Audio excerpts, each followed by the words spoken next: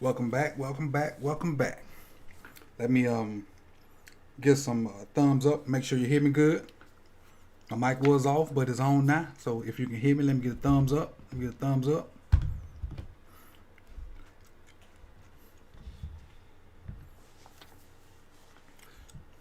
Oh, snap. What's going on? There we go. There we go.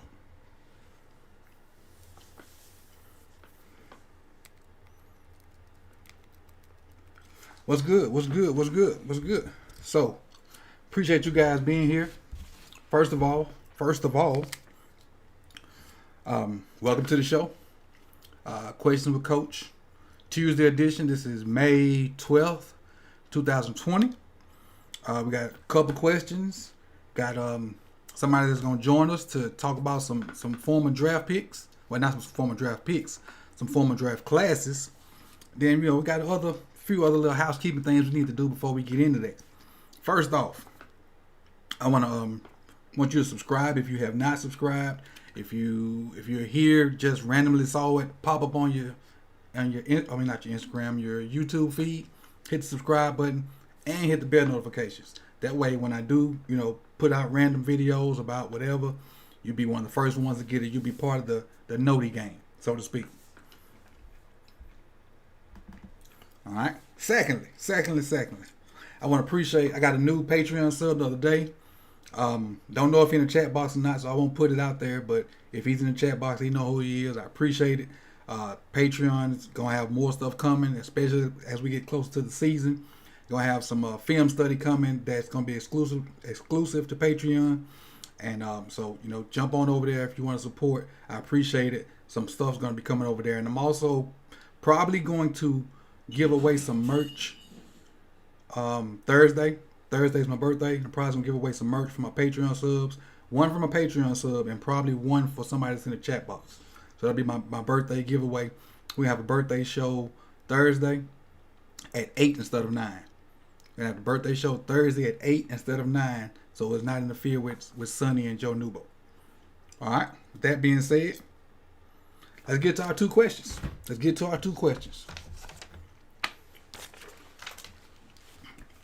First one is from Melvin Groom. He says, "What up, Coach? I got a question. Why do everyone think we need a big body receiver to be a number one receiver? I don't think Kansas City has a receiver over 6'1". Do you think a healthy Hollywood can be a number one? And do you think the type of receiver we draft, meaning we run a lot of more screens this year?" Sorry for the length of the question. No problem about the length of the question. That's a great question. So let me take this out for my wife Kim about chewing gum on air.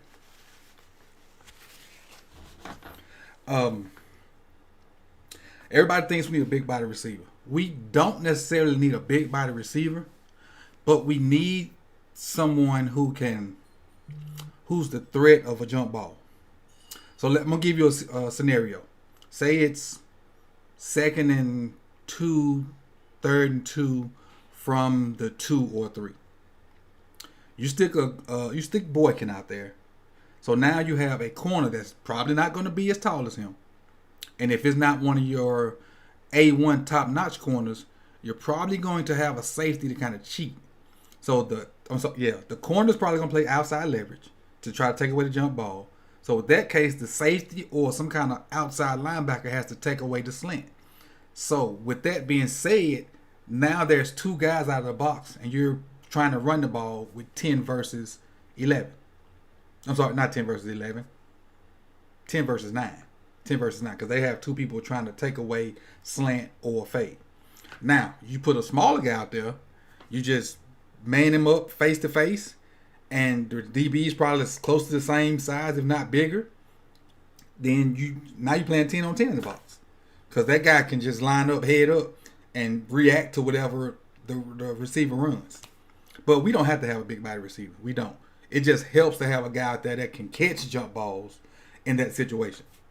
I do think Hollywood, a healthy Hollywood is going to be number one. But our number one receiver, and if you agree with me, let me know in the chat box, is Andrews. For now, it's Andrews. And until something happens that prove me wrong or show me otherwise, Andrews is our number one, Hollywood's our number two. But if we just speaking receiver, yes, definitely Hollywood's that number one guy. All right. He also says, do you think the type of receivers we draft mean we running a lot of screens? And I don't think that means we're running a lot of screens. Those two guys were probably in the top 3 to 4 in catch percentage in the in college football. So that's why we kind of drafted those guys.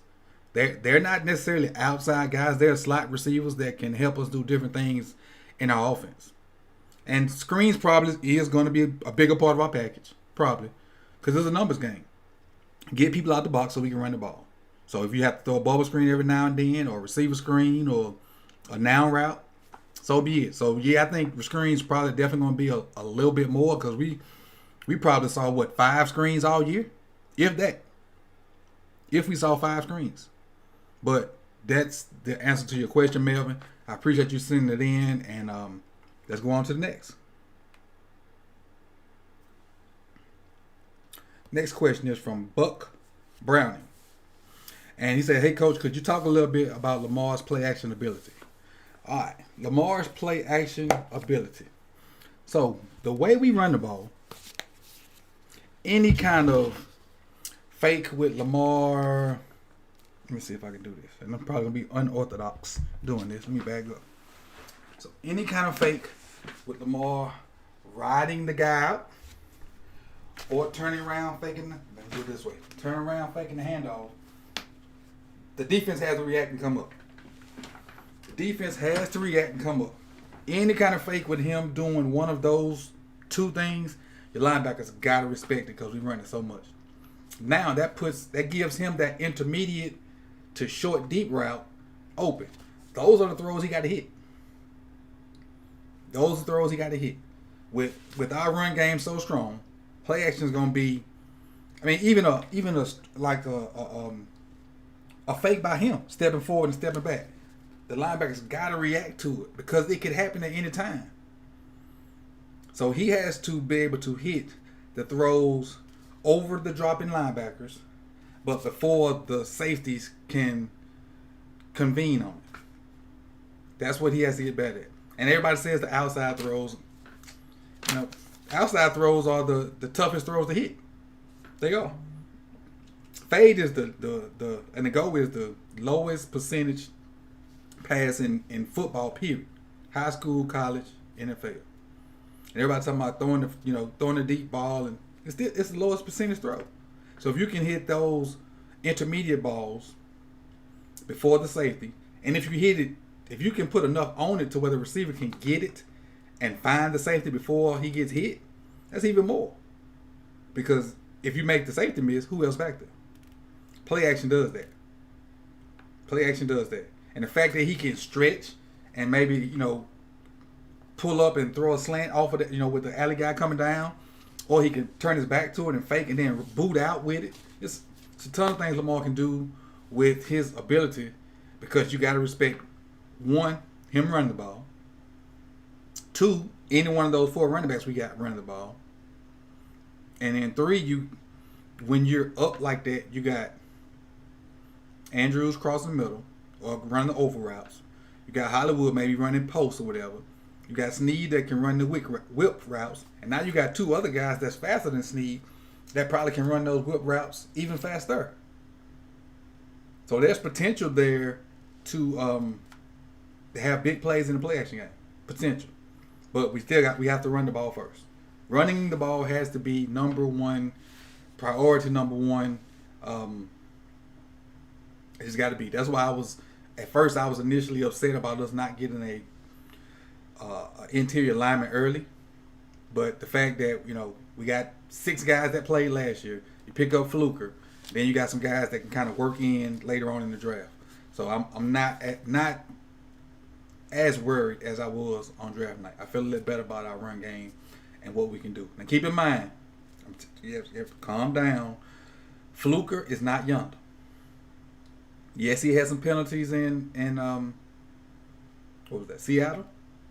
He's one of the most penalized guys. So be patient. He is not Marshall Yonder. He's DJ Fluker. So is he going to be all pro like Yonder? Probably not. Is he going to be Pro Bowl like Yonder? Possibly. Possibly. With the way we run the ball, possibly. So be patient. Be patient. Be patient. Everything don't happen in gel together in week 1. Like it didn't gel together in week 1 last year. We had a big game, but it was the Dolphins. Had a crappy kind of game against the Cardinals, won that. Then lost to the Chiefs, lost to the Browns. Then it started gelling. It really started gelling after that bye week. We was on that stretch. I think it started with the Patriots and then some of them other guys. That's when we got the cooking. That's when we got the cooking. All right, let me get in this chat box and see where we at. Send my shout out to Bruno, shout out to Devin, Arrow, Carlo, Big Trust. Andrew was good. Mike B, I appreciate you. Mike B was the one I was gonna let him bring it up. I just didn't want to know if he wanted it to be out there like that. I appreciate Mike B for joining the Patreon. And if you guys want to support, that's the way to do it. Patreon, or it's a bunch of different other ways, but that's just one of the ones. It just comes out and you don't even miss that. You don't even miss it at all. All right. Who else we got here? Tyler, what's good? Victor, what's good? Melvin, I got your question. I hope you saw it. Coach, how you come up with the name? My name, the name of the show, is where I'm from to where I'm at now. That's simply what it is. Where I'm from, and you see it on there. Not there. Over there. One way, right there. Where I'm from to where I'm at now. That's how it is. Where I'm from to where I'm at now. All right. So now, what's going to happen is we're going to talk about some of the draft choices. And I brought a guy in that's extremely opinionated, that I value his feedback. And the good thing is I got him in here because we don't see eye to eye on a ton of stuff. So that's what makes interesting conversation. Just look at Skip, not comparing me and him to Skip and Shannon, but Skip and Shannon are so different that it makes for great conversation. Max and Stephen A. so different, it makes for great conversation. So even though both of us like the Ravens, we have different opinions on who should be what and who's good and who's not. So that's why I'm bringing this guy in, and he needs no introduction. Bam. What up, y'all? What up, Joe Nubo? Doing? I'm good. How about yourself? Pretty good, man. Excited to be here. Happy to be here. Believe me, it's not going to be as good as Skip and Shannon, so don't even expect that. But we'll make it happen. So what we're going to do now is, and we're about 20 minutes in, I have a list of all of the Ravens draft picks. Sure. And so what I want to do is, we can go through the best and the worst picks from those drafts and kind of see the evolution of the Ravens, and then just laugh at some of the picks too. Because there's going to be some names on there that you're going to wonder, like, what was going on? Because when I saw it last week, I was like, this will make a great talk piece. So I saved it, and so let me see if I can bring that up, and then we can go from there. All right? Sure. Matter of fact, while we're doing that, go ahead and shout out your stuff so people that don't follow you can go follow you. Of course. So guys, my name is Joe Nubo. Usually, if you just search it up on Twitter and YouTube, it comes up, but my actual channel name is called IvanEvans Podcast Live with Joe Nubo. Definitely give that a check it out. I don't break down tape like Coach does. Coach is just so much more knowledgeable about football than me. But I am a Ravens fan. I do have opinions on the Ravens team and also just other teams in general. So yeah, just check it out. Just search up Joe Nubo and you should be able to find it. All right. So can you see that, Joe? I can see it. Yep. All right. So starting in 1996. Ravens' first year, actually my freshman year of college. We started off with Jonathan Ogden, Ray Lewis, Deron Jenkins, Jermaine Lewis, Dexter Daniels, James Rowe, and John Stark. So legendary class. Legendary. Your best pick in this draft. Ooh, boy. It's gonna be tough on this one. That is tough. That's real tough. Wow. Wow. I mean, you have two Hall of Famers, so there alone, that's what makes it so tough. But you also have Jermaine Lewis, who made a big play in the 2000 Super Bowl with that Mm-hmm. return. Yes. Um, so I do remember his name, but it's between Ray and Jo for me, definitely. I think for the reason that I didn't get to watch much of Ogden as I wish I could have because I came in late. You guys know I didn't even start watching football for until I was out of high school. So I would say, oh, it's tough, but I'm going to say Ray Lewis just because he is, he embodies the Ravens. That's Mm-hmm. just me. And initially, I would say Ray Lewis, being a Miami fan also, but I got to go with Jonathan Ogden. Okay. Reason being, remember the year, and I don't know if you were watching then when Lewis, I think it was Lewis, Jamal Lewis ran for Hmm. 2,000 yards. Yeah, no, I wasn't watching back then, A but I do remember. I do know about it for ton of sure. those yards came behind Jo, Yeah. and both of them Hall of Famers, both of them Ring of Honors. It's just, and you can't go wrong with either one of them with being the best pick. But Mm. I'm gonna go with Jo being the very first pick of the franchise, Right. and after being the first pick, the pressure of living up to it, and he lived up to that pressure. Ray was a Yep. second round guy, a smaller guy, and probably people probably didn't think they was gonna get much out of Ray, and he ended up having a great career also. But this one is hard to choose. It's tough, but Joe got Ray Lewis. I got Jonathan Ogden. What about the worst one of this one? Well, see, this is the thing that you're gonna have to help me out because the only name I know besides the first two, obviously, would be Jermaine Lewis, just because of what he did in the Super Bowl. Mm-hmm. Um, yeah, I mean, to be honest, I don't even know how they contributed to the team. That's a good thing. That means you can't go Yeah, wrong with the pick. yeah. All right, so let's just say, let me put myself into the mindset. Okay. Okay, I'm starting off a team. How would I approach a draft? Am I Mm-hmm. happy with taking Jonathan Ogden? Of course. Am I happy with taking Ray Lewis? Of course. But then we go into the second round. We take a cornerback. Okay. Um, I'm fine with that, I guess, just by the position because corner is very valuable. Jermaine Lewis is fine. He wasn't a huge player, but he did make a huge play when we needed him to, so that's fine. Then we took another linebacker in Dexter Daniels out of Florida. Again, don't know anything about him. Mm-hmm.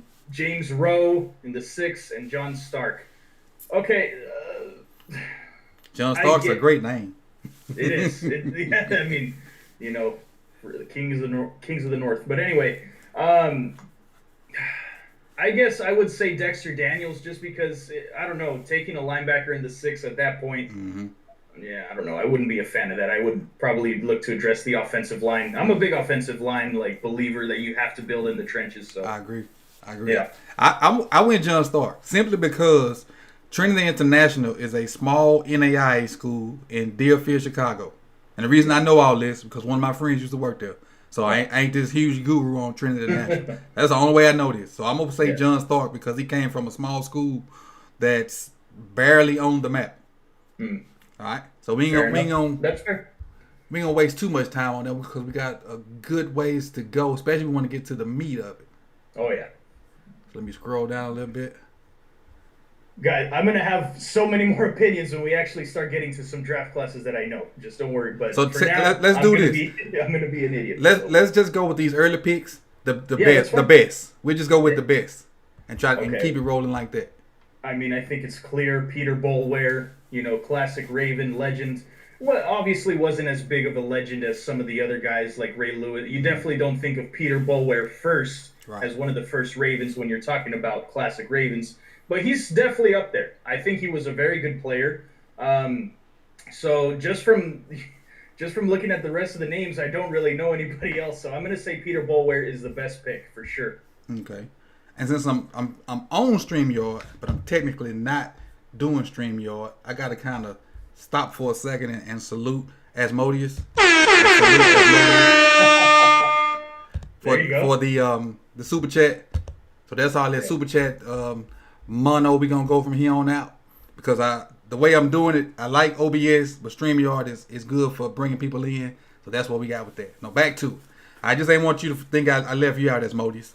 I think Peter Bowell, another legendary Raven, though that Super Bowl run, him, with Ray, and really don't want to forget James Sharper either. But I think the best pick on this one is Peter Bowler. He was awesome in college, and kind of lived up to that in the Ravens. So I think just looking at this, and we had a ton of picks this draft too. Yep. We usually do. Right. we love our picks. Yeah. 2 seconds, 2 6, and 4 7 rounders. 4 7 picks, man. You don't see that a lot. So a lot of people are saying that my mic sounds weird. I don't think it's on my end, Coach. I don't know what's going on. Because you're coming out of my computer screen, so. Oh, okay. That's probably why. Okay. No problem. I'll just try not to talk so loud then, so there's no echo. Oh, they hear echo? I don't know if that's what it is. I don't know if that's what they're hearing. They say it sounds like I'm in a tube or something. I don't know. As long as it's not echo, we good. As long as it's not echo, it's good. All right, cool. All right, let's roll. Moving on to 1998. 1998.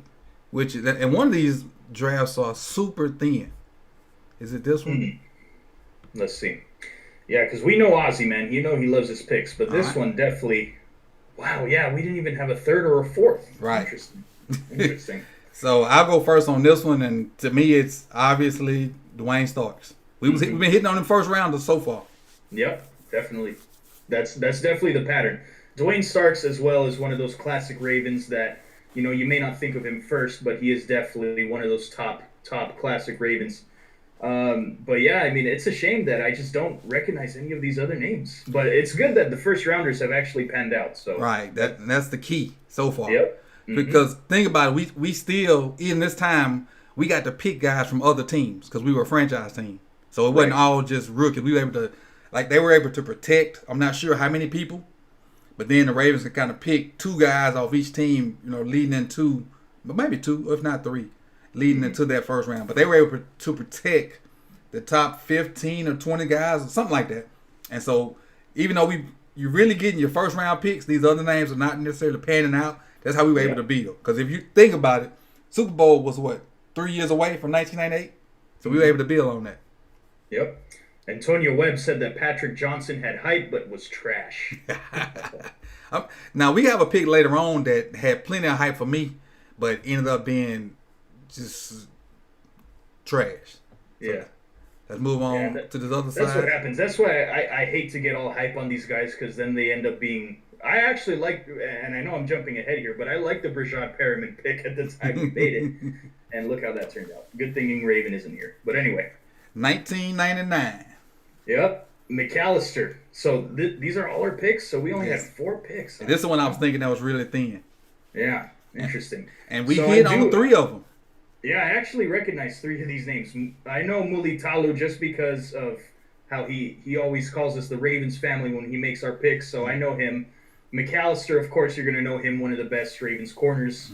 I actually recognize Brandon Stokely. Stokely had a big catch in the Super Bowl. Okay, that's why. I think he had a touchdown, too. I think he had a touchdown in the Super Bowl. Fair enough. He was number 83. So this was we didn't make many picks, but it was actually a good draft. Exactly. You had 3 guys to contribute to the Super Bowl run, so that was a good thing. But my favorite one is McAllister. I think that's your favorite as well. Yes. 2000. Here we go. This was the one right before the Super Bowl, huh? You got Jamal Lewis, Travis Taylor, and Travis Taylor used to be fast. Chris Redman, Richard, I don't want to destroy that. A.D. Adelius Thomas, Southern Mississippi, and Cedric Woodard. Yeah. So I actually think most people would say Jamal Lewis would be their favorite here. I'm actually going to go with Adelius Thomas just because that's great value, man. Taking someone that late and for him to pan out as much as he did, I just love the value. But Jamal Lewis, of course, we already know, legendary Raven, obviously. And I'm going with AD also, simply because my undergrad degree is from Southern Mississippi, and I actually took a couple classes with AD when he was a freshman. When he was I'm lying. Not AD, that was somebody else. It wasn't AD. I take that back. It wasn't AD. But I think his career was longer than Jamal's too. Jamal had that big 2,000-yard year, and maybe a couple of good years after that. But AD had a long Ravens career and a longer NFL career playing at a high level. So I'm going to go with AD also on that one. That's fair. I agree. Let's bounce into 2001. And I You've think we met so all many players, coach, that you forget where you met them at, huh? not well. When I went to Southern Miss, they were actually a decent mid-level college team. They always kept good defensive players. The offense was okay, and I just happened to be there with some guys that could play ball a little bit. Yeah. 2001, Ty Heap, Gary Baxter, Casey Roback, Ed Hartwell, Chris Barnes, Joey Macice, and Dwayne Missouri. Yeah, I mean, Todd Heap is the Right. only name that I recognize. To Right. me, let me just tell you, I know nothing about any of these players, but just looking at their names, they look like bums, dude. Just by looking at their names. Ed was okay for a minute. Ed Okay. Hartwell was okay for a minute. But most people probably know Ed for being on the Real Housewives of Atlanta.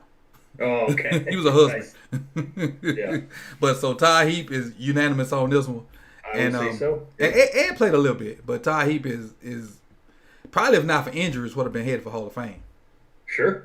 Yeah, I mean, he was, you always, when you talk about Ravens tight ends, you can't forget about Todd Heap, no doubt. Moving on.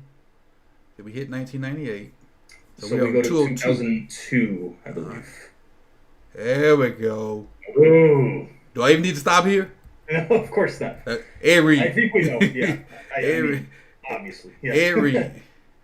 Legend. 03. Oh my God, this Terrell Suggs, dude. He's my I love Ed Reed and I love Ray Lewis, but I put Terrell Suggs. I probably love him just as, if not just as much, maybe a little more than both of them. I love Suggs, dude. I love Suggs. I like Suggs. So Suggs would be my number 3 Raven because I love the Miami guys. I do. Yeah, of course. Yeah, you got to. You got to. I get it. So Kyle Bowler as well. There it is. Nice. I was That hoping. was the big. I was hoping not to even speak on that. But, Let's not discuss that. Let's forget that. good ever old happened. Kyle Bowler. Wait a minute. Double J there. Yep, Jared Johnson has a couple good years. Yep. So now we starting to get to some names you know. Right. Now, okay. So we're now at 2004 now. Okay. There we go. Let's see. So I recognize Clarence Moore. I'm not sure why, but I do. And to be honest with you, that's it. I don't recognize any of these. Honestly, I think I remember DeVar Darling because he had a twin brother named Devon. I think that's how I recognize it. But other than that, this was washed. Yeah. So let's just say all worse for 2004. This I don't know any of these guys. Chat box, if you know any of these guys, help us out. I don't. Throw this one out. This was terrible. Who did this? Was this Isaac? It had. I know. It doesn't even look like he would do that. I mean, following it up with Ed Reed and Terrell Suggs, and then this, okay. So he went. So whoever was picking went Ty Heap, Ed Reed, Terrell Suggs. That's. So I guess we'll give him a pass for 04. Yeah. Guess we'll give him a pass. Fair. So we're in 05 now. There we go. Clayton. Okay, so did he pan out? Because I don't remember. He had a couple good years, but he didn't put up number 1, first round numbers. Yeah. But he had a couple. He was our number 1 receiver for a while because we didn't really have anybody out there. Right. Yeah, is that Derek Anderson? Wait, no, don't we have another Derek Anderson nowadays? I might be thinking of someone else. He might have played for the Panthers. I don't know.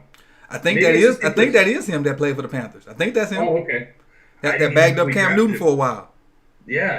I didn't even know we drafted him. That's crazy. Right. And that may be him, may not be. Derek's a common name. Anderson's a common name. Right. So, but my favorite picker here, I got to be Mark Clayton because he was the only one that I think even did anything for us. Right. Dan Cody was his teammate and actually was a big name, but he didn't pan out.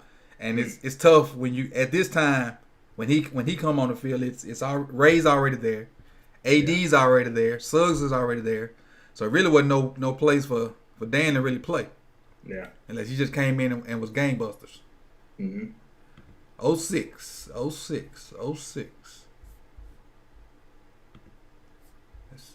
Stop acting silly with me. 06 was Nada, I believe, right? Yeah, 06 was Nada. I know Nada's on the top. Yeah. There we go. Nada's on the top. There we go. Dude, I freaking love Haloti Nada. He was such a force. He was a monster up the middle or down there. Dude, I feel like Nada is one of those Ravens that he doesn't. I mean, I do think he gets respect, but I just feel like people don't. I don't know. They just don't really give him as much love as they should. You know. He was, Joe, somebody said Derek Anderson was the first Flacco. oh God. No Flacco slander. No Flacco slander here, man. I don't put up with that. Anyway. I think it's obvious on this one with Nada. Yep. Oh, and Sam Cook there Sam too. Cook. I was going to say Sam Cook is still there from 2006 to 2020. Yep. He is so. This probably has to be the greatest value pick, other than somebody like Tom Brady or whatever that stayed on the team for forever. Mm-hmm. I would say so. 14 years in the same spot. And then getting Justin Tucker undrafted. Exactly. As well. Was it the same year? That wasn't the same year, was it? No, it wasn't 2006. It was a little later, but I'm just saying, yeah, Sam Cook, Nada, but yeah, I would go with Nada. Even though I love Sam Cook,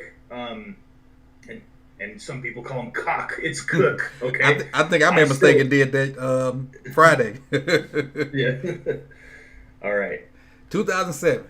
Big Rubs, Yamon Figures, Marshall Yonder, Antoine Barnes, LeRon McClain, Troy Smith, Prescott Burgess.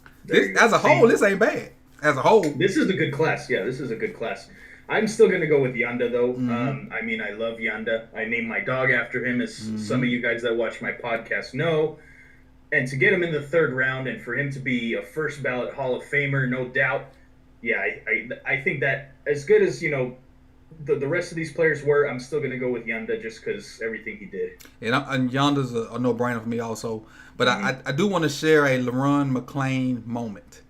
Sure. If I'm not mistaken, and correct me if I'm wrong, Joe or chat box, LeRon McClain is the guy that closed out Old Cowboy Stadium. A fullback dive that went for maybe like 40, 50, maybe even 60 yards. That we beat the Cowboys, and it was the last game in Cowboy Stadium. I think that was LeRon McClain.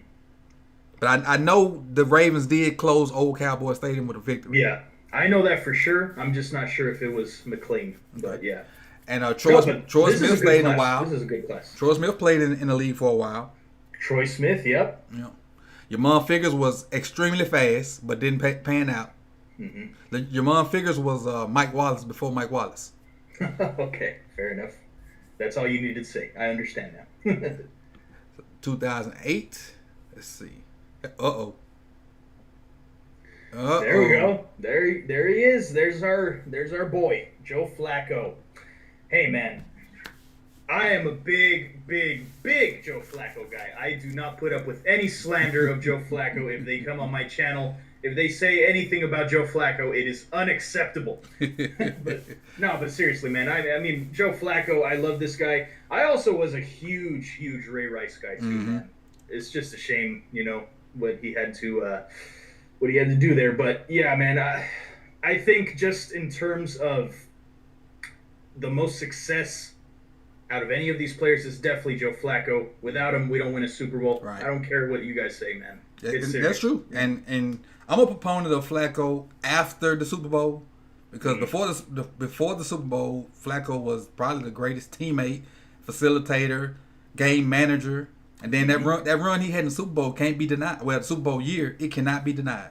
Exactly. Won us a ring. He played lights out, played Brady-esque in the playoffs, and so as much as I hated the way it happened at the end, I got to go with Joe Flacco too. I still say it was the best run in playoff history by a quarterback. I still say that. And people tell me Nick Foles, people tell me Mahomes, but no. Joe Flacco threw 11 touchdowns to 0 picks. You're right. You can't see that anywhere else. And Joe Montana was the only one. We played 4 games, right? It was wild card, the next round, the AFC Championship, and the Super Bowl. Yeah, 4 games. Mm-hmm. So that's 11-0. You can't beat that. Yep. Can't beat that with a bat. And Ray Rice, like you said, if he didn't have the unfortunate incident, maybe he's in this conversation. But Ray Rice is the only jersey I have. Wow, that's so crazy. I haven't worn it since then. Yeah. It's the only one I have because that's how big of a Ray Rice fan I was, just based off toughness and grit and just hitting it like that. But I since loved Ray his Rice, situation, man. I haven't even worn it. It's in storage. But that's crazy. I do plan on picking up me a number 8 soon. Yeah, soon and very soon. I think everybody has to get one of those. I need to get a real one because I have a fake Chinese Lamar jersey. But people clown me for that one. So, but yeah, I mean, look, you can just tape over Dobbins over your Ray Rice jersey, and then you'll be good. Oh, he's wearing that number? Yep, I sure can. Yep, I got some white masking tape. I sure will. Yep, there you go. So we're in 2009. All right. Ooh, The Blind Side. Mm-hmm. I mean, oh boy, this. So, I don't know. To be honest with you, I never saw that movie. By the way, I don't know if you guys saw that movie, but I've seen it. I've never seen it. I've seen like bits and pieces of it, but but yeah, I mean, Paul Kruger was a good pick because he ended up being pretty good. Obviously, went to Cleveland and didn't do anything. Right. Webby, I love Webby. I love Webby too. I do love Webby. Webby's actually gonna be my pick for the best in this draft. I think I'm gonna agree with you on that. I think I'm gonna agree with you because even I love Paul Kruger and he was really good, but I mean, he wasn't with the Ravens for that long. Right. And I mean, needless to say about Michael Oher, we already know Mr. Blindside. So, but I'll go with Webby here. Yeah. And the one thing about Paul Kruger I will talk about is he's the first person that I noticed that left our team and didn't do jack. Yeah. He was the first person that kind of put my antennas up to be like, these guys leave our team and don't necessarily pan out anywhere else. Yep. So yeah, there's especially like linebackers. There's some of our linebackers that go to other teams just don't turn out to be anything, man. You know? Just speaks to our coaching, no doubt. And the system. Yeah, and the system. Mm-hmm. We had 2010. All right. Ooh, no. Sergio Kendall. Oh, God. And Mount Cody. Man. Ed Dixon. Isn't he still in the league? I think he's still in the league. Pitta. I do love me some Pitta, but yeah, this is a bad class. But I would say Pitta just because he was Flacco's guy, man. Yep, they had that connection. It's like Lamar and Mark Andrews nowadays.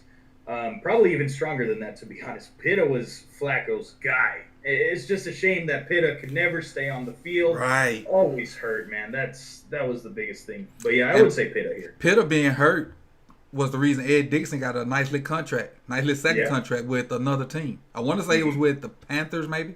I think it was the Panthers, yeah. But Pitta was he just couldn't. How about Mount Cody? He became more of a mountain of a man. Yeah. And I think the reason they picked him was to kind of back up Nada to have Ray Lewis have basically to shield Ray Lewis, and he turned out not being a shield. As big as he was still getting single blocked, and probably playing 2 plays a series. Yep. But those are the guys Nick Saban loved at the time. That's why he was a big proponent of the spread, because Nick Saban loved those big fat. Those big boys. Defensive tackles that couldn't run, and then when spread teams come in, they be tied on the third play. Yeah, that's true. But that's Oz's boy, so I'm gonna keep it pushing. And then Sergio Kendall, one of the biggest busts. He my second biggest bust. Yeah. I don't think we got to my first yet. We're in 2011. Let me go left, go down. That's 14, 13, 12. 11. There we go. See, I love these first 2 picks, man. The Smiths. And you know what? Another name, Ja Reed, was actually not too bad for us either. Tyrod. Still there. But there McPhee's in his class. McPhee. There you go. Chikey Brown. But T-Mobile. There you go. Starting quarterback for the Chargers nowadays. Okay, now, so your best one in this draft. That's a good one. All right. So, yeah, this is a good class. This one's tough because I love Torrey Smith. He's probably my favorite Ravens receiver of all time, I would say. Torrey Smith. Just because he was our only homegrown talent receiver, that actually right? ended up being a good receiver. Like somebody mentioned earlier, we've been the ass at receiver for a long time. Yeah, Torrey yeah, was probably the first one we hit on. yep. So, I mean, obviously we know McPhee. We Hmm. love McPhee.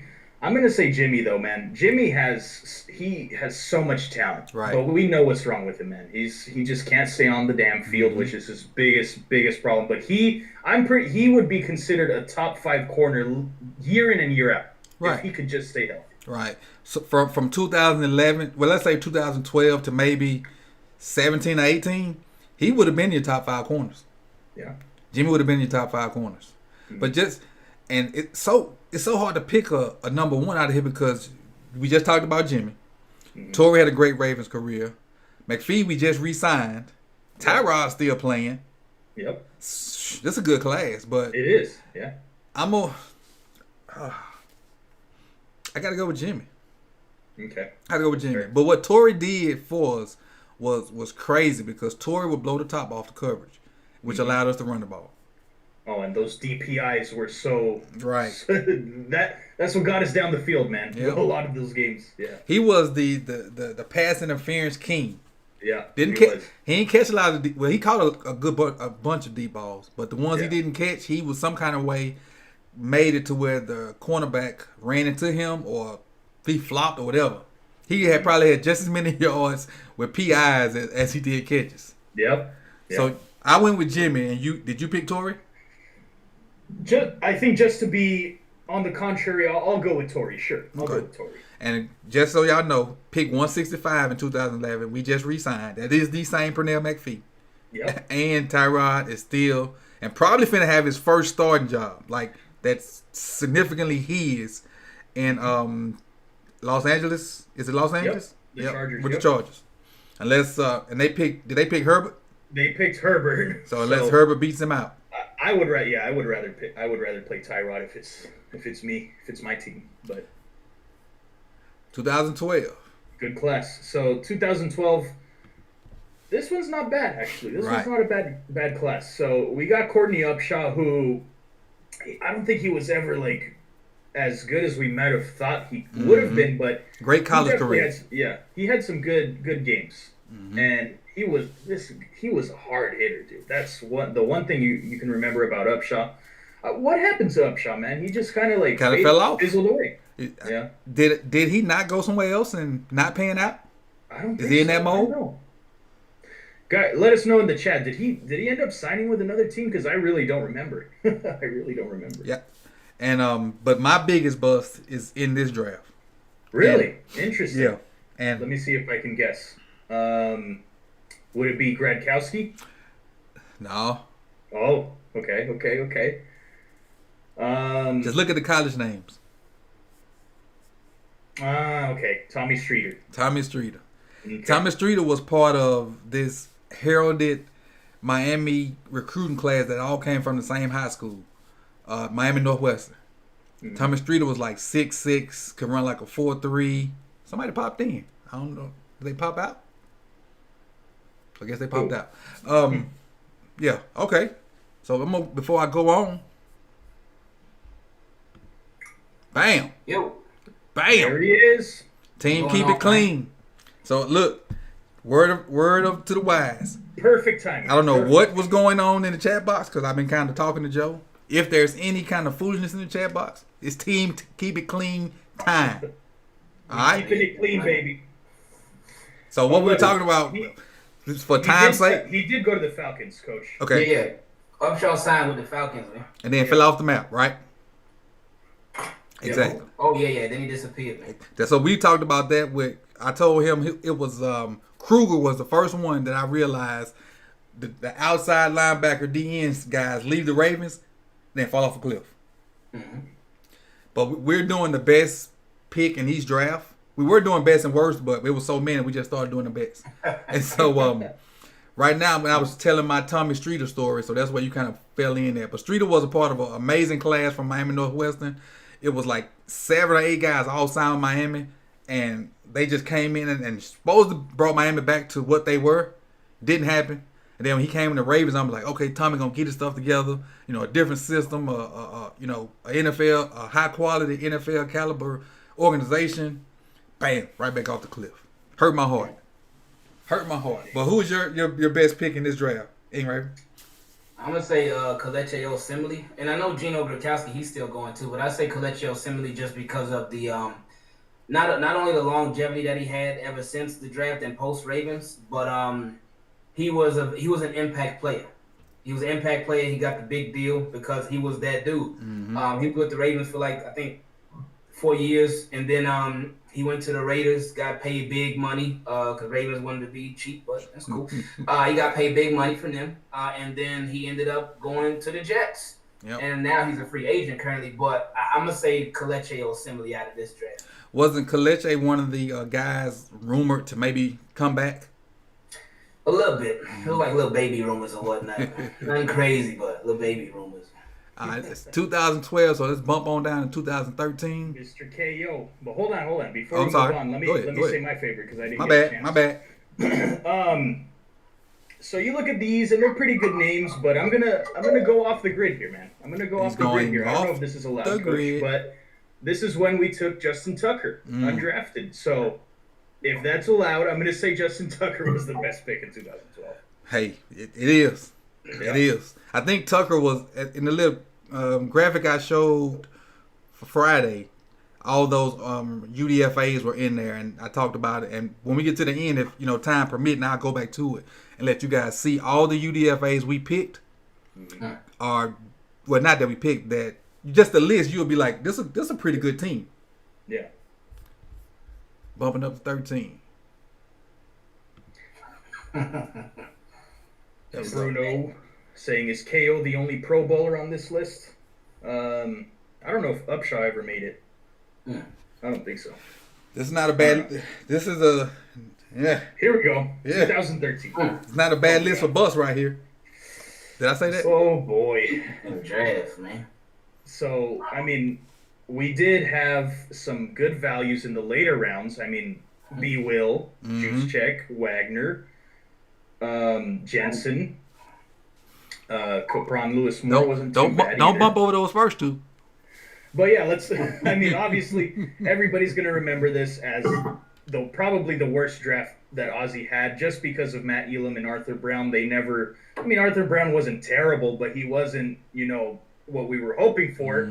And Matt Elam, this was after the Super Bowl, right? Yeah. Yep. This was right after the Super Bowl. So you draft Matt Elam. Everybody was saying he's going to go in there, replace Ed Reed, no problem.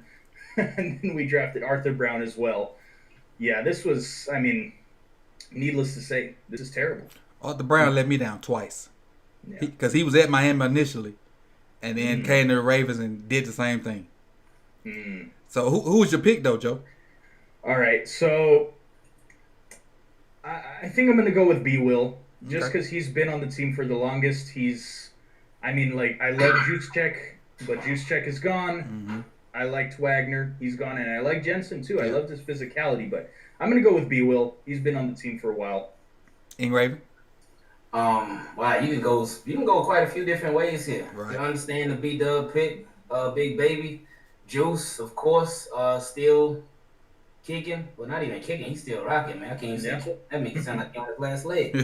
But, Juice been doing this thing. Rick Wagner, he just went to the Packers, so he's still going.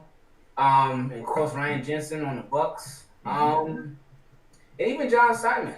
John Simon went to the Patriots, I believe. Right. So he's moving around too. But best out of this one. Ooh.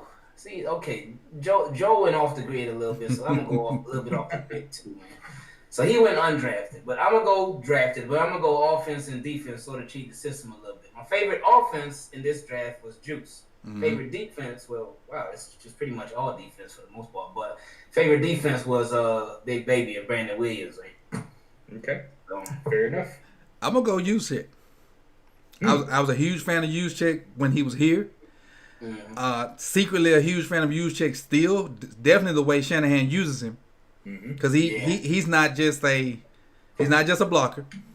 No. He's not just a receiving fullback. He's a great mixture of both. He's a great mixture of both. He's a red zone nightmare because he's a matchup problem. And they can get in some kind of offset, strong or weak, and you don't know if he's going in there on linebackers or he's going running routes in the flats. Imagine if he was still on the team, man. Wow. He fit in perfect. Right, exactly. It'd be designed for his skill set. He'd be what we're hoping we get out of the UDFA kid. Steiner, yes. Yeah. Everybody's so hyped on Steiner, man. Yeah. Somebody said something upon one of my comments. He runs so high, he's gonna get lit up in NFL. And my reply to them was, "Who's gonna ask him to run the ball? Right. We got enough guys to run the ball. We want him running around causing havoc." But my favorite pick from this one, I gave you UTEP. And IvanEvans, you got yours. Joe, you got yours. Yep. B. Will.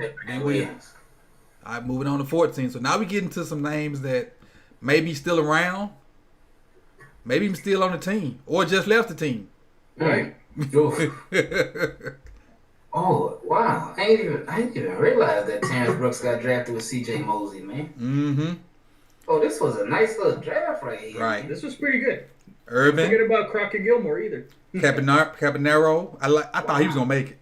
Taliaferro, John Urschel, Keith Wenning, the legend. This was a good class, man. This was.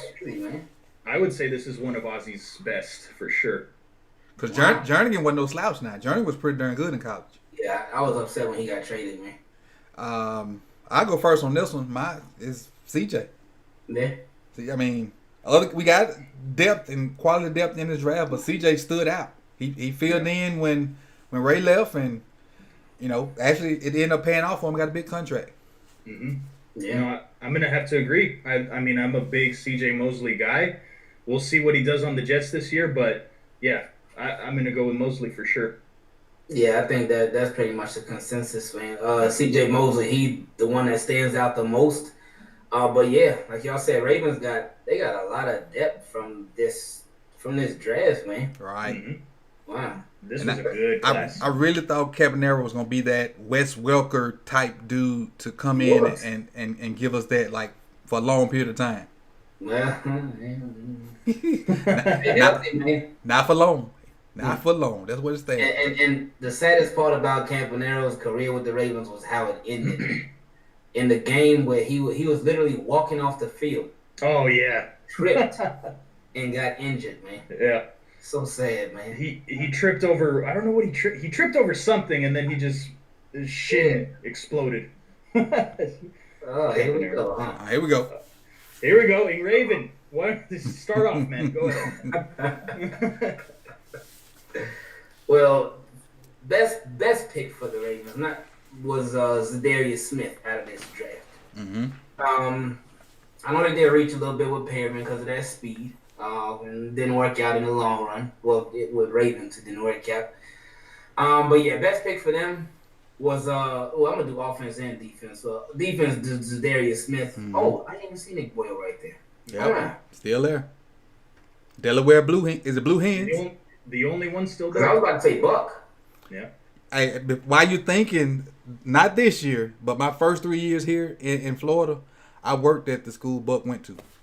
Oh, really? Yeah, so he's actually on like all over the school on the walls and been to the school a couple times. Nice. Oh, that's what's up, man. The legend.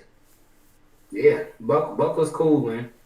I like Buck a lot because he fought, man, and he pushed forward. I'm going to Zadarius Smith and Buck Allen. Nice. Offense. I was gonna pick Buck Allen for the memes, but I mean, you picked him seriously, so now I don't know. Dude, well, can we talk about this class, man? Yeah, go ahead. We have to talk about this class. I love the Perriman pick at the time. Mm-hmm. I love the Perriman pick, and I like the Max Williams pick, and I thought the Carl Davis pick was good. Wow, that shows what I know, right? But yeah, I think it's clear Zadarius Smith is the best pick in this draft, or in this class, because to get him in the 4th round, for him to go to the Packers and actually get double-digit sacks, which he never did with the Ravens. But it's fine. I'm not salty at all. But yeah, I'll say Z. I mean, but if you're talking about for the Ravens, it's definitely Nick Boyle because he's the only one still on the team. Now, I'm gonna cheat a little bit on this one too. I'm gonna go offense defense too because I want to talk about the offensive guy a little bit. But obviously Zadarius Smith, and like you say, he didn't get double-digit sacks with us, but I think he got more reps in Green Bay because our outside linebacker position was not stacked, but it was a rotation. Right. In Green Bay, it was the two Smith guys, and they pretty much got all the reps. Yep. So that would kind of contribute to him getting multiple sacks, or double-digit sacks. I'm sorry, but my offensive guy on this is Darren Waller. Wow. Okay. And obviously we picked him as a wide receiver. Then he had his issues, but what he did this past year and what he can do going forward, his career has definitely bounced back, and he's one of the top tight ends in the league right now, in my opinion. So surprising. It's crazy. That's blessings to him for having the mental fortitude to go through something and stick to it, and as one of my old coaches say, had to stick to itiveness to come out of it. we gotta address this chat. Go ahead. He says move Willie Snead to tight end and bring Jaleel Scott. Or he spells it Jaleel Scoots, actually. I don't know why that was so funny. So I don't know, man. We're in 2016 now. Oh, Ronnie. Oh, man. Yeah, Let me tell Ronnie. you, I wanted us to pick Buckner. I remember this very, very clearly. I wanted us to get Buckner. I also really wanted Ramsey, but obviously he was gone. Mm-hmm. I think... Actually, I remember going back to, and this is just to tell you how bad I am as an analyst, I guess. I really wanted Miles Jack right there at number 6, and he ended up going in the second round. We passed on him twice. Mm-hmm. He's in Jacksonville, right? Did Miles Jack in Jacksonville? Yep. Okay. Mm-hmm. I think he still is. Yeah, he's still there. This is a good one. Yep. Yeah, I know Ain't Raven want to go Kenneth Dixon. I know you do. But KD 30. Because you got Stanley, you got Judon, Canada's is Canada not still here? He got traded, right? He's on the Jets. Cowboys. Oh, he's on the Cowboys. Okay. Willie Henry got cut. Alex Lewis played a good. Chris Moore still here. Tavon's still here. I mean, there's some good names in here, but I think you had to go with Ronnie. Yeah, for sure. Definitely.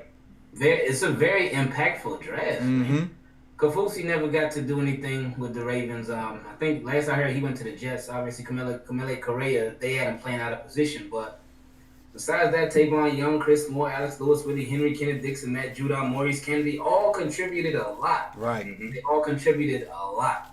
Only one who didn't contribute much was Keenan Reynolds and Bronson Kaufusi. Yep. Right. So they got value. Key contributors out of this draft. If I'm going offense and defense, definitely Ronnie Stanley and Tavon Young when he's healthy.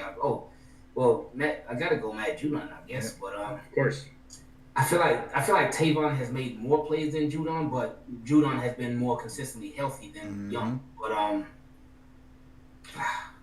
either one of those two. Ronnie Stanley. Then I'm gonna go back to the original. One player, Ronnie Stanley. Joe, this is a good class, though. It is. This is a good class. If you just ignore the Correa and Kaufusi pick, just look at everything else. It's such a great class. The Correa pick wasn't bad. He just didn't do anything for us. I think the problem was we tried to be too cheap, man. We're like, oh, Correa's versatile. We can put him at inside linebacker. No, you can't. I mean, the Tavon Young pick was good. Get him in the 4th round. You're starting nickel. Mm-hmm. Chris Moore, I mean, that's yeah. Alex Lewis, we ended up trading him away. Willie Henry, surprise cut last year, which I called. I just want to point that out, so I don't get everything. He was one of the ones got called out though, right? I think so. Him and what's the other outside linebacker? That's still here. Bowser. Did him and Bowser get called out? No, that was Bowser and Williams. Williams. Okay. That was those two. Okay. Well, I forgot about that story. That's next year's class, which we'll get into. But I'll go with Stanley. He's franchise left tackle. I think we have to sign him, man. Give him the bag. I saw something today. They had a list of the highest paid left tackles, and it was obviously Tunsil with 22 or 20, whatever it is. Everybody else was like 16-5 and under. And I just instantly got PO'd at the Texans coach again. Yeah, of course. Jump that number way up there. I know. So for one, you don't trade us D-Hop. Yeah. 2, you set this margin up for us to try to figure out a way to pay all these guys. Yeah. You bounced it up a whole $4 million. And you're ruining Deshaun Watson's career. But anyway. Right.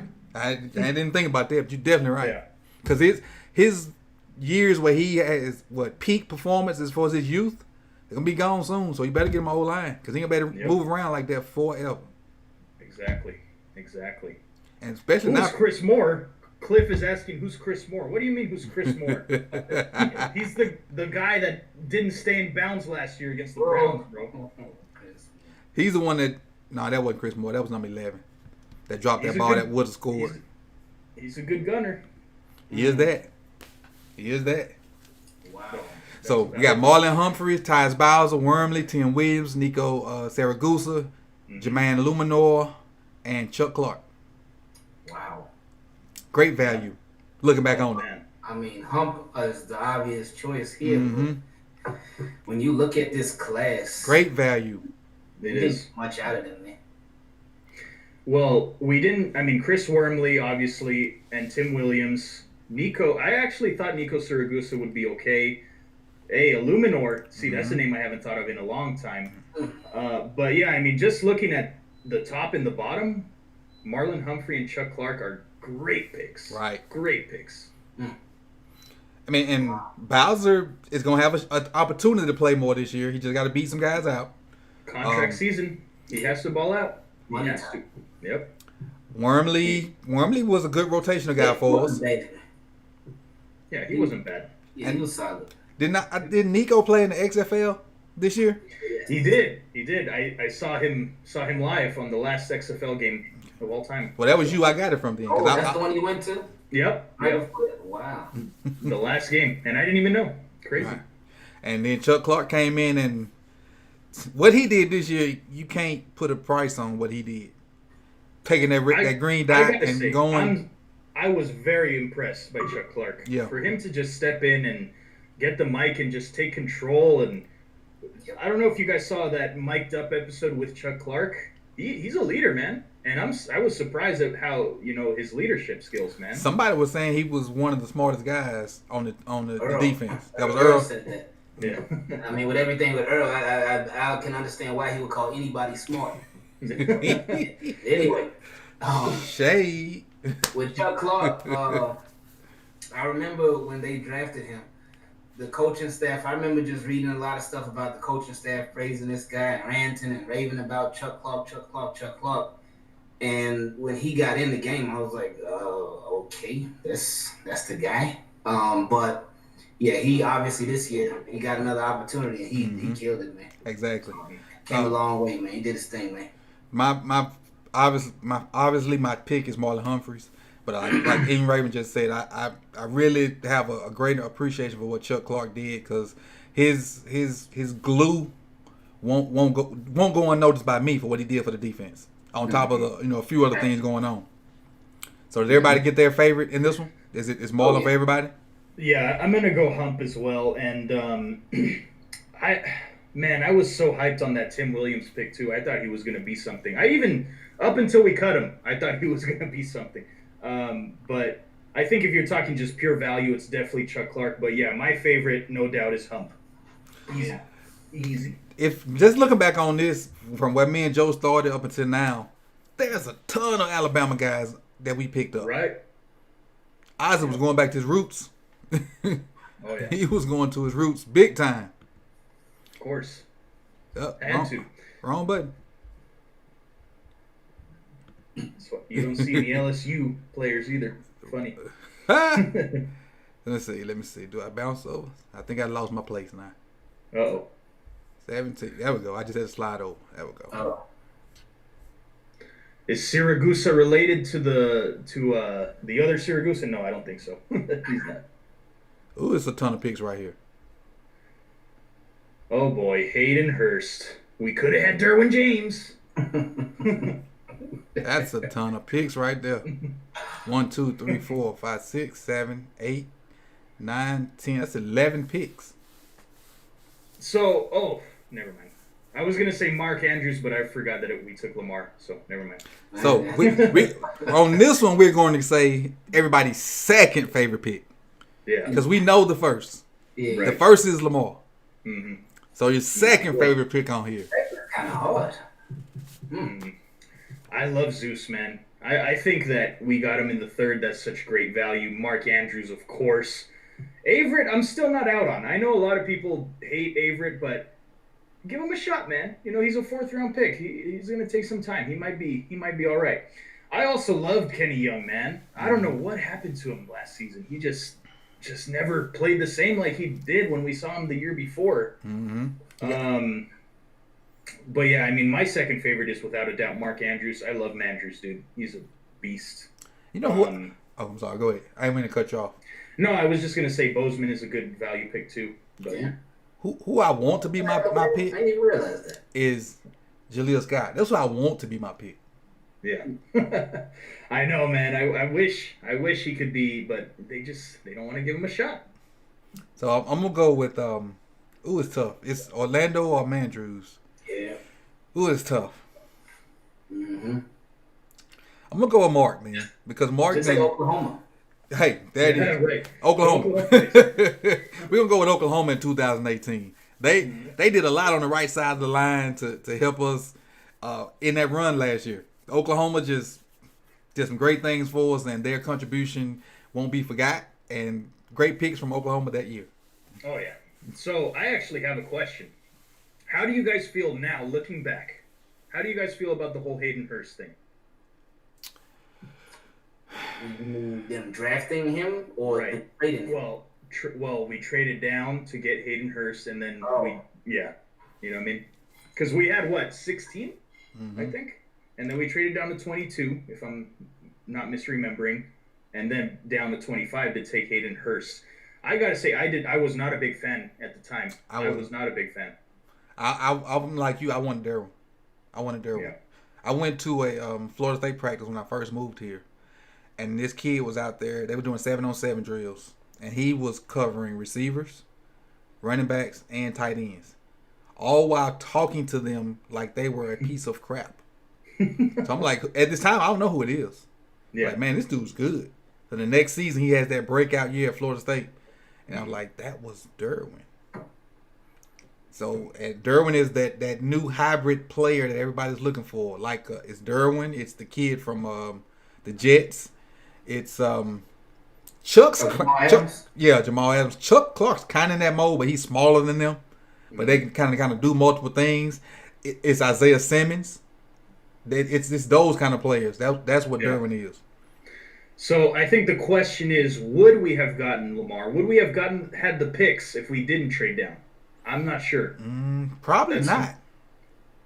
So if we had taken Derwin, would we have gotten the chance to take Lamar? Probably not. That's the trade-off, man. You know. I like the way it panned out. Oh yeah. So I picked Oklahoma. Joe, who'd you pick? I picked Mandrews, but I might do Oklahoma as well, just 'cause that's an option now. Ing Raven. Yeah, man, that Oklahoma, man, they made like literally immediate impact, like They did. right away, man. And I do. I'm sorry. And Go they ahead. did take a little bit. I remember that season, just clamoring for them to start Orlando Brown Jr. from jump, but they didn't do it. Right. But they ended up eventually. He got out there and he did really good. Yeah. Didn't give up a sack to the playoff game. Yeah. And the most inopportune time to give up a sack. But anyway, shout out Jordan Lastly. Okay. My shout out is Bozeman for what he did this season. Yeah. I did not expect Bozeman to have the year that he had. Sonny's boy. Sonny hates Bozeman. So just like so Bozeman is Sonny's Jane worse. Right. Exactly. I would say so. Yep. Got it. And so that leads us to 2019, I think. Last one, because Hollywood. let me start off with this Go one ahead. because I hated Hollywood before the draft. Most of you guys know, man. Well, the ones that watch my podcast, he was my least favorite receiver in the whole class. He was my least favorite receiver in the whole class. Crazy. But and I was shocked when we took him, and not in a good way. I was very but now looking back on it, I like Marquise Brown. I love that he brings that deep threat to our offense. You have to respect his speed. It's just a matter of fact. You have to respect his speed. Yep. And it brings a whole new dimension to our offense. So I do like that pick now. But anyway, and looking at the rest, I would probably say it's my favorite as well. I was never too hot on Jalen Ferguson even before the draft. Miles Boykin was, I was okay with it, but I didn't think he would be. What's Jalen's amazing. name, Joe? What's Jalen Ferguson's name? Pressure Daddy. Pressure Daddy. He's not the sack daddy. He hasn't earned that yet. Justice Hill, we'll see. Ben Powers. So I know we're not talking O-line today, but I think Fluker is going to get the right guard spot. Yeah, I think so too. To start off with, anyway. Right. That's what I would say. But anyway, yeah, I would probably say Hollywood is my favorite pick just because the rest they're good. I mean, I think they'll be good, but just looking at who made an immediate impact, it's easily Hollywood, no doubt. Yeah, I'm gonna go with Hollywood too. Just to give us that guy to go over the top. And again, he put up monster numbers last year? No, but for what he did, and especially how he looked in the playoff game, for that to be our best receiver and for him to be injured too. Right. With a screw or a rod or something in his foot. He had a screw or a rod or something in his foot the whole year. So I think he's going to evolve and be the best receiver we've had. Especially looking at those picks. I'm talking the ones the guys we picked. And right now I think we're on in consensus that Torrey is the number one guy. But I think he's going to be the best receiver if we keep him homegrown that the Ravens going to have. I think Hollywood is going to have a breakout season this year. Like over 1,000 yards. Book it. And I'm not a Hollywood guy. I know. But if that third guy on the list shows up at all, Hollywood numbers gonna go through the roof. Yeah, that's true. If Miles Boykin shows up at all, Hollywood's numbers are gonna go through the roof. Well, that's my opinion. Have Duvernay and Prochet, so that could help. We'll see. Yeah, but if he shows up, then that leaves Willie Snead's spot to battle out between those three guys. If Miles Boykin shows up, but I don't think he's going to show up to keep them all off the field. We just need him to show up. We just need to at least double, if not triple, his output last year. And he had a couple touchdowns last year. But if he could push 8 touchdowns and like maybe 2 or 3 red zone jump balls, we'll be good. Yep. And that is what? That's the last one, other than the one we just picked. Right. My favorite pick this year was Queen. Mine was Malik Harrison. I think I've said Duvernay in the past is my favorite, just because I was like sweating when the Patriots traded up. I'm like, they're gonna take Duvernay, dude. They're gonna take just like Harbaugh. But I'll stick with it. Because I wasn't a big Patrick Queen guy either. I like him. I think he'll be good, but yeah, I was more of a Kenneth Murray guy myself. So I'll go Duvernay. Cool. All right, I got somebody said they was talking to me. Coach, I was talking to you. Let's see what this is before we get up out of here. Sure. From the Rome. Oh, he says, don't throw shade on my dude Miles. Oh. No, I wasn't shade. I really want him to step up and contribute this year. But some people are saying Dobbins. Yeah, that's Dobbins gonna get about 600-700 yards. Oh, Dobbins! I'm telling you guys, in 3 years, he's gonna be the best running back in the league. I can see Guaranteed. that. I can see that because Mark's gonna be gone. I think he's just gonna go past, and I don't know what they're gonna do with Gus, but I think he's gonna go past Justice Hill. Yeah. All right, so before we get out, my next show is Thursday at 8. I'm calling it my birthday show because my birthday is Thursday. And I'm doing Nice. it at 8 because Joe and Sonny has a show at 9, if I'm not mistaken, right? Well, we do it on Wednesday tomorrow, so you're good. You're Okay. good. Well, Yeah. I'll be here Thursday at 8 still. And so I'm going to extend an invitation to you guys too to come through for a hot second. You ain't got to stay there as long as today. Stay for 2 or 3 minutes, shout outs or whatever. And then that's how I'm gonna stay on for an hour and really just celebrate in this virtual world. Yes, sir. All right. So if you leave your information where people can see you, Joe, where they can come find you. Sure. So I wish I had the link to my channel. I could just put it in the chat, but it's all good.